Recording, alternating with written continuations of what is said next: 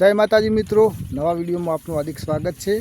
અને સવાર પડી જશે અને વહેલા વહેલા આપણે આવી ગયા છીએ ખેતરમાં તો શેડવા માટે ટ્રેક્ટર લઈને તો હવે ચાલુ કરીશ। આજથી હવે શેડવાનું ચાલુ। જો આપણે ટ્રેક્ટર આવે એરંડા વાવવાના તો હવે બે શેડ કરી દઈએ ફટાફટ। 20-25 વીઘા જેવું શેડવાનું છે। હવે બે ત્રણ દાડા તો લાગશે, બીજું 25 વીઘા બીજું શેડવાનું છે। એટલે હવે ટ્રેક્ટર લઈને આવી જાય છે ખેતરમાં। વરાપ થઈ જશે ખેતરમાં। જો આ ટ્રેક્ટર કેવું હતું, માળા કાઢા જો મારા પપ્પા શેડા અને મારા ભાઈ બેઠો છે હમાળ। જો ટ્રેક્ટર આવી ગયું ઘા આપણા બાજુ।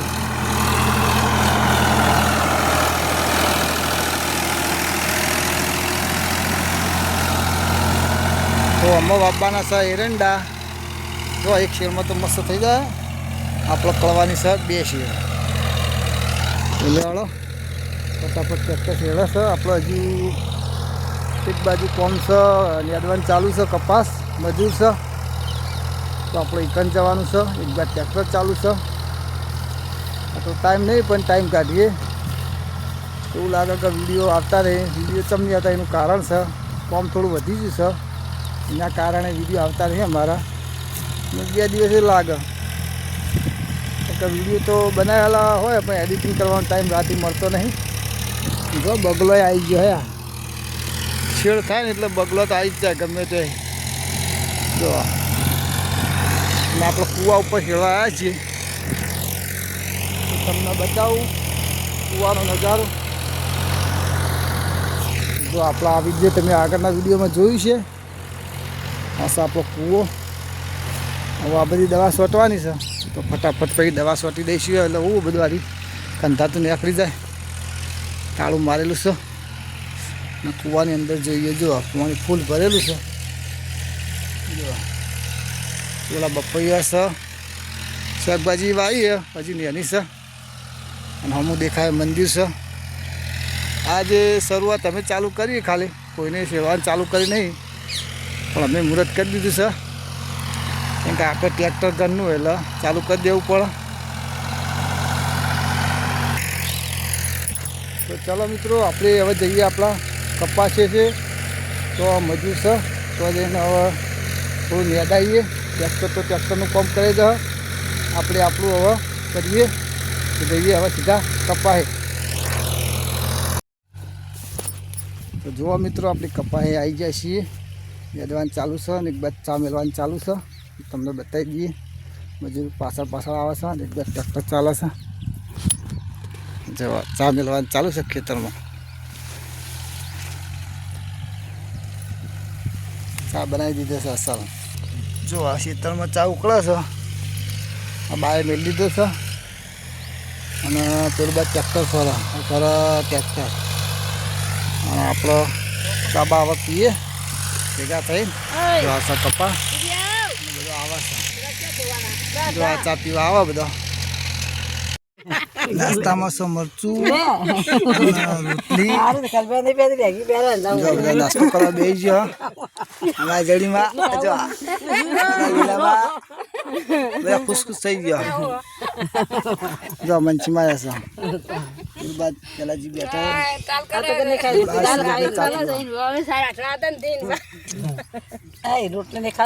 ફટાફટ નાસ્તો કરી દો। હાડા શું કેવું, નાસ્તો કરી દેવા તળીમાં જેવું મરચું હા સાલા બસ કાઢો ના પડે। તમે ફટાફટ હવે નાસ્તો કરી દઈએ। મિત્રો આપણો કામ તો પતી ગયો, આપણે હવે છીએ જો આ ચાર બાર લઈ લીધી છે, ટ્રેક્ટર લઈને જઈએ જે લઈ લેવાના છે।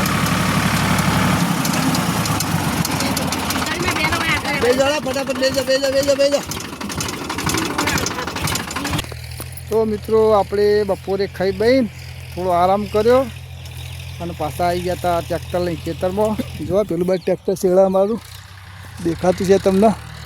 અને યુવરાજભાઈ પણ ખેતરમાં આવી ગયા છે. અને આપણે હવે એક મિટિંગ રાખેલી છે ખેતરમાં ખેડૂતોની, તો આપણે તો જવાનું છે.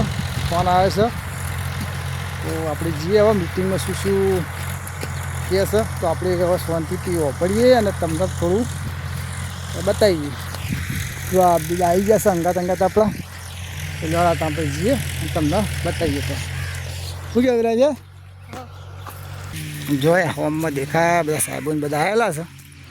ચોપેટથી ખેડૂતો છૂટ્યા, એટલે આપણે ફટાફટ જઈએ. તો આપણે જે સંપર્કમાં હોય તમારા ખેડૂત તરીકે એ લોકોને આપણે કોન્ટેક્ટ કરી જે ભેગા થાય આપણે કે એક મિટિંગ આયોજન કરીએ, ગોઠવીએ અને એ લોકોને આપણે ખેડૂતોની સમસ્યાઓ વિશે તો એના ઉકેલ વિશે અને સંગઠન આપણે એ લોકોને માહિતગાર કરીએ.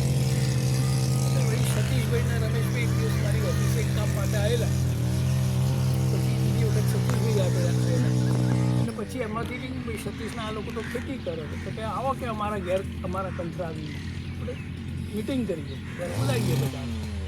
અને બહુ સમય આઝાદી પહેલાં એની સ્થાપના થયેલી છે. એટલે અમે આવ્યા છીએ અને એક મૂળભૂત રીતે આપણે કિસાન સભાનો પાયો અહીંયાથી શરૂ થાય છે. આપણે અવારનવાર મળીશું. આ આપણા ડાયાભાઈ ગજેરા એ કિસાન સભાના રાજ્યના પ્રમુખ છે.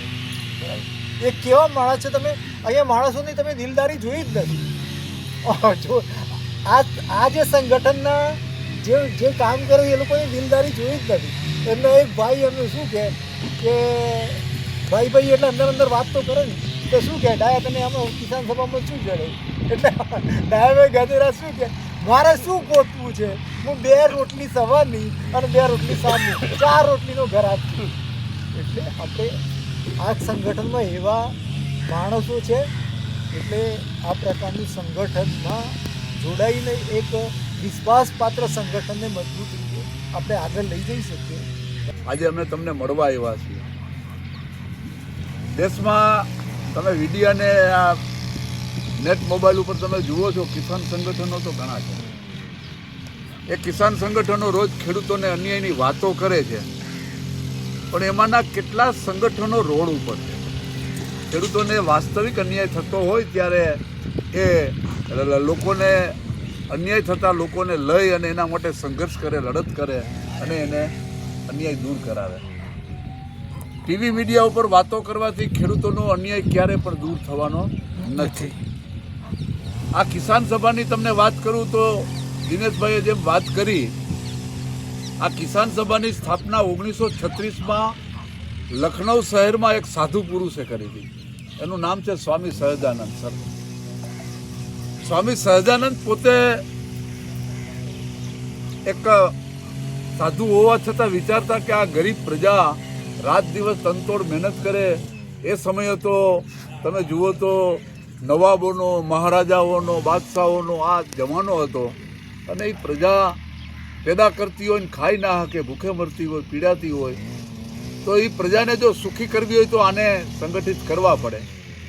અને એને સંગઠિત કરવા માટે એક ખેડૂત સંગઠનની સ્થાપના કરીને એનું નામ છે આ કિસાન સભા. તો મિત્રો આપણે મિટિંગ પતી જાય છે. જો બધા હેડ હશે ઘેર, મિટિંગ પતી જાય ને આપણે હવે જઈએ છીએ ઘેર અને વિડીયોનો હવે કરીશું સમાપ્ત. કાલ નવા વિડીયો સાથે મળીશું. જય માતાજી.